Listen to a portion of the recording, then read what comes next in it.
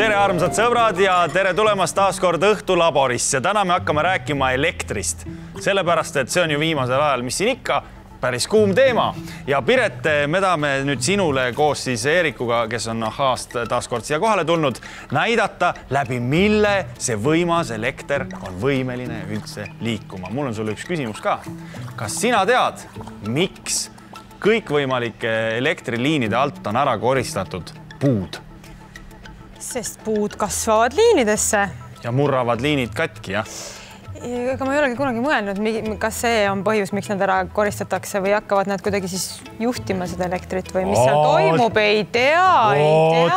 Aga nüüd me näitamegi tegelikult, mis see õige vastus on ja miks need puud sealt ära on koristatud. Sina ise saad tegelikult selles katses siis kaasa lüüa. Eerik, räägi lähemalt, mis tegema peab. Siin on meil niisugune huvitav alus ja masin, mis siis muudab meil tavalise selle vooluvõrgu pinge, mis on 230 volti ja tõstab selle 10 korda kõrgemaks, 2300 volti. See masin siin? See masin siin ja see on Microline ahju osa. See on seesama, mis Microline ahjus rasket tööd teeb. Ja mis need on?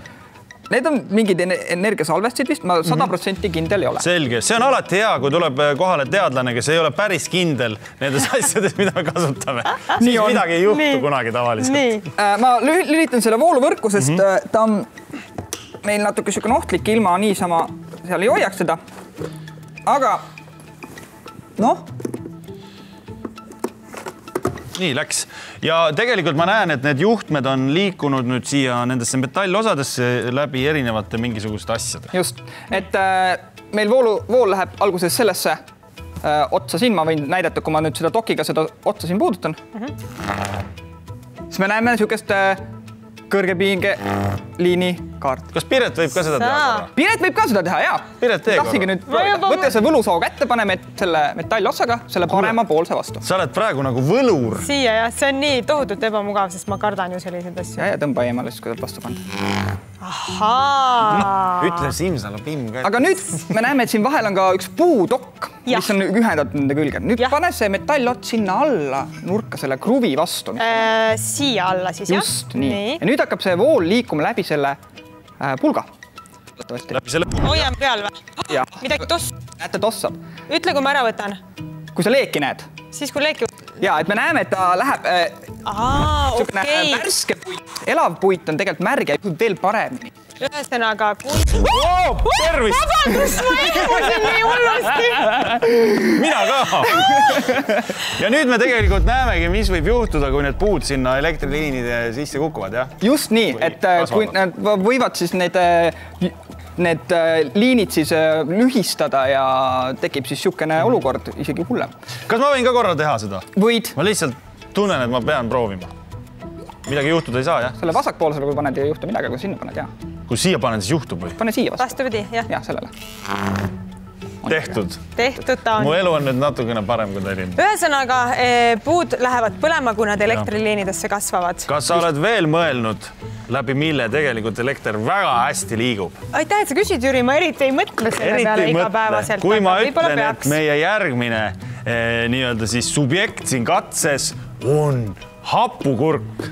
Kohe kindlasti ma ei, isegi kui sa seda ütled, siis ma üldse ei mõtle väljagi, et mis situatsioonis ma peaksin elektri juhtimise koha pealt nüüd kurgi peale mõtlema. Piret, mille kõrvale sa tavaliselt hapukurki võtad?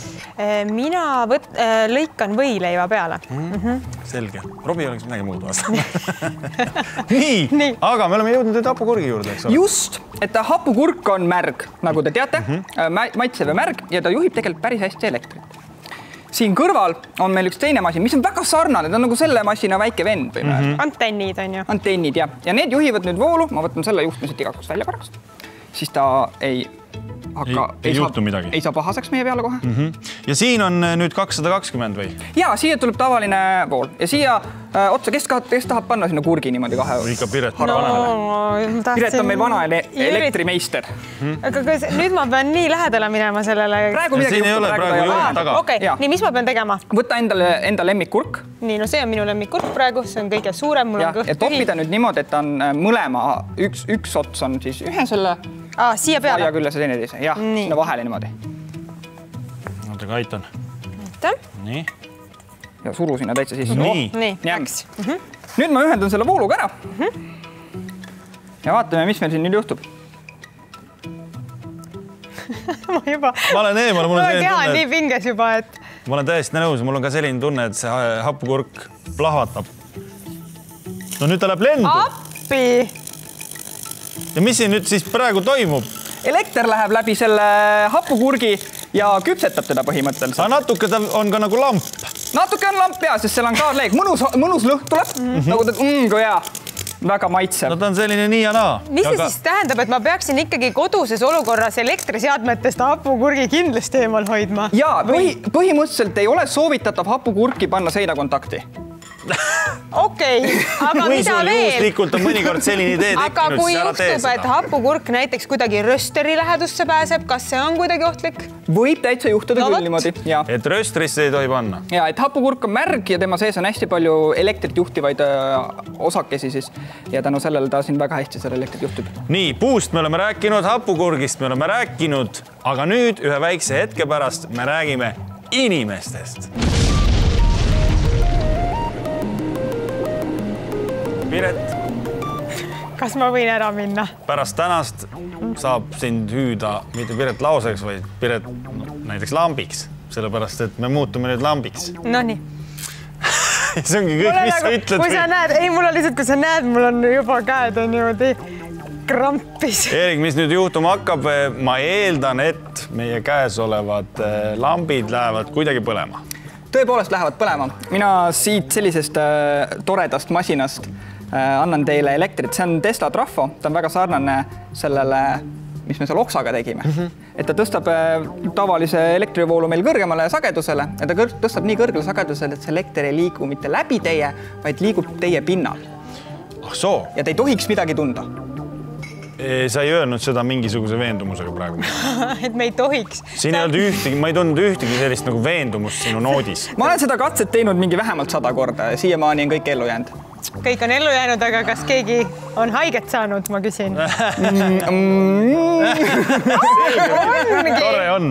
Nii, aga ma saan aru, et me peame hoidma nendest lampidest kinni ja me ei tohi hoida metallosadest. Jah, vaadake, et metallis kinni ei hoia. Nüüd ma panen siit otsast, panen voolu ja vaatame, kas nüüd läheb põlema teil. See lamp siin keskel meil Piretiga läheb. Mina juhi voolu edasi. Pireti oma ju väga ei lähe. Tal ei ole kuhugi lihtsalt otsast minna. Ma ei tea, kui sa suunad põranda poole, ma ei tea, mis juhtub. Ei, ta ei lähe. Ta peab olema põrandale vist päris lähedal selle jaoks. Piretist ei saanud nüüd lamp, mina olen lamp. Nüüd oled sina lamp, Jüri. Aga nüüd Jüri käes see teine lamp ei lähe hästi põlema. Piret võtab uuesti kinni. Ja läheb palju paremini põlema. Küll, jah. Nii et ikkagi...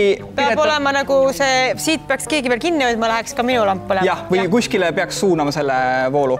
Kuhu me suuname selle? Kui vastu maad panna, võib-olla töötab. Ma ei tea. Päris vastu maad. Päris vastu maad. Kükitame äkki kõik koos või? No ma hoian nii siis. Nii, ahah. Nii, vaatame, kas nüüd läheb. Vaatame, kas niimoodi. Ja läks, jah. Läkski, jah. Aga ülivähe, aga läks ja ma näen, et ta põleb. Midagi seal võbeleb. Seda on näha, et midagi võbeleb. Vähe võbeleb. Aga võbeleb. Ja mis see siis nüüd kõik praegu tähendab? See tähendab seda, et teie praegu juhite seda elektrit, mis panevad need lambid põlema. Selge, nii et elekter on võimeline meie keha pinnalt igale poole minema. Ja ka läbi meie keha tegelikult. Kui meil on näiteks alalisvooluga tegemist, siis ta võib väga lihtsalt läbi keha minna ja ka näiteks mingisugused kindlad lihased tööle panna või töö ära lõpetada. Aga praegu see viimane Pirn ikkagi nii väga ei läinud, et mida Piret siis valesti tegi? Ta oli järjekorras teine. See oli tema ainukene viga. See on mul siin saates ikka ja ikka. Igavene teine. Igavene teine. Ei ole, Piret. Ja vahel isegi kolmas, aga täna siis nii. Sa ei saa naiste kategoorias teine kuidagi olla.